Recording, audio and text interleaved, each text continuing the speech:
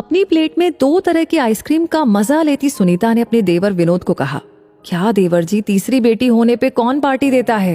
अब तो दहेज के पैसे जुटाना शुरू कर दो। अपनी भाभी की प्लेट को देख हंसते हुए विनोद ने कहा, अरे भाभी, आप क्यों चिंता करती हैं? घर में खुशी आई थी तो सबके साथ बांट लिया, और फिर बेटियां तो अपना भाग्य लेकर आती है। अपने देवर की बात सुनकर सुनीता मुस्कुरा के रह गई, जबकि असल में दिल खुशी से झूम रहा था देवर के घर तीसरी बेटी का जन्म जो हुआ था। खुद सुनीता के 2 बेटे थे और इस बात का खूब घमंड रखती।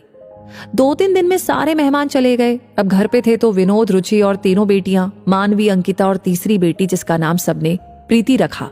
समय अपनी रफ्तार से चल रहा था। बच्चियां एक से बढ़कर एक थी, चाहे पढ़ाई हो या घर में माँ की मदद करना।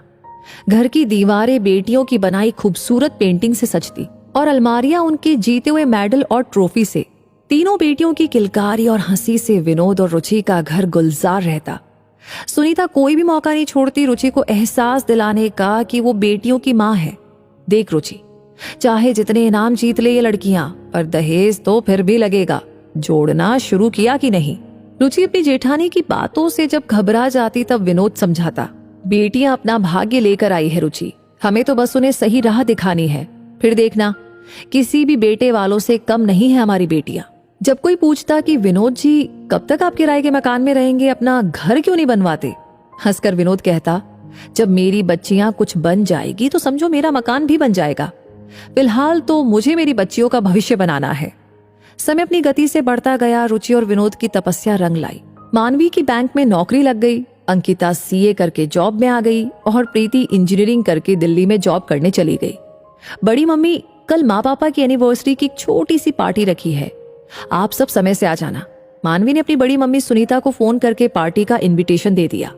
सारी तैयारियां तीनों बहनों ने बहुत ही मन से की थी। शहर के सबसे अच्छे होटल में पार्टी हॉल बुक था। खाने की मेनू में सारी चीजें चुन चुन कर तीनों ने रखी थी, और माँ पापा का गिफ्ट वो तो एक सरप्राइज था सबके लिए। पार्टी वाले दिन सुबह सुबह प्रीति भी दिल्ली से आ गई। प्रीति के आते ही घर में एक रौनक सी आ गई। ये क्या माँ, बालों में कैसी सफेदी सी आ रही है? ऐसे जाओगी क्या पार्टी में? प्रीति ने कहा तो रुचि ने हंसते हुए कहा, मुझे कौन देखने वाला है वहां, अब तो तुम बच्चों के दिन है। नहीं माँ, अभी चलो पार्लर। और प्रीति अपनी माँ को लेकर के पार्लर चली गई। हल्के मेकअप और सुंदर सी साड़ी में अपनी माँ को सजा सवार दिया प्रीति ने। विनोद के लिए एक शानदार सूट तैयार था। सूट को देख आंखें झलक उठी थी विनोद की। शाम होते ही सब तैयार होकर हॉल की ओर निकल पड़े। मेहमानों से हॉल भर गया। सबकी बधाइयां स्वीकार कर रुचि और विनोद ने एक दूसरे को माला पहनाई और केक काट कर एक दूसरे को खिलाया। सब विनोद और रुचि के भाग्य को सराह रहे थे। सुनीता भी आई थी पार्टी में अपने पति और दोनों बेटों के साथ। पार्टी की भव्य तैयारी देख सुनीता जलन से भर उठी। आज एहसास हो रहा था कि देवर की बेटियां होकर भी जो सुख ये लड़कियां अपने माता पिता को दे रही थी, वो उसके लाडलों ने ना कभी दी थी और ना ही कभी देते।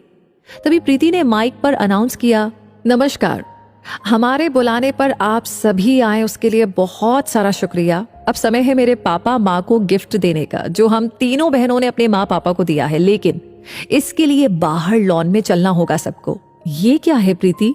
जब विनोद ने धीरे से प्रीति से पूछा तो हंसते हुए मानवी ने कहा, आप बस चलिए पापा और खुद देख लीजिए।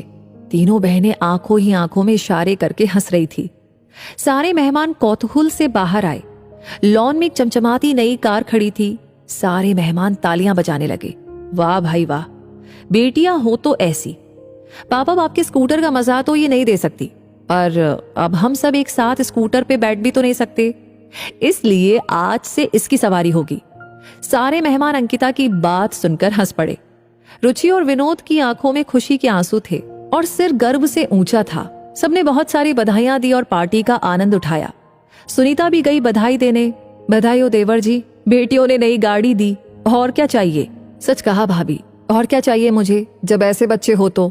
मैंने कहा था ना कि बेटियां खुद अपना भाग्य बनाती है। यहाँ तो इन तीनों ने मेरा भाग्य भी बदल दिया। देखिए तो कैसे मुझे स्कूटर से उठाकर कार में बिठा दिया। अपने देवर की बात सुन सुनीता ने अपने नालायक जवान बेटों को देखा, जो आइसक्रीम के मजे लेने में बिजी थे। आज बेटों की मां होने का दंभ टूट गया था सुनीता का। बेटियां किसी बेटे से कम नहीं होती, बस थोड़ा प्यार और साथ हो तो बेटियां वो कर जाती है जो कई बेटे वालों के भाग्य में भी नहीं होता। वैसे इस कहानी को सुनकर के आप कहीं खो गए हैं, वापस आइए और जरा बताइए कि कहानी के बारे में आपकी राय क्या है, आप क्या कहना चाहते हैं। साथ ही साथ इसे शेयर करना बिल्कुल ना भूलें और हमेशा ऐसे नोटिफिकेशंस आपको मिलते रहे स्टोरीज के, उसके लिए हमारे पेज को फॉलो कर लीजिए। मिलेंगे जल्दी ही, तब तक के लिए धन्यवाद।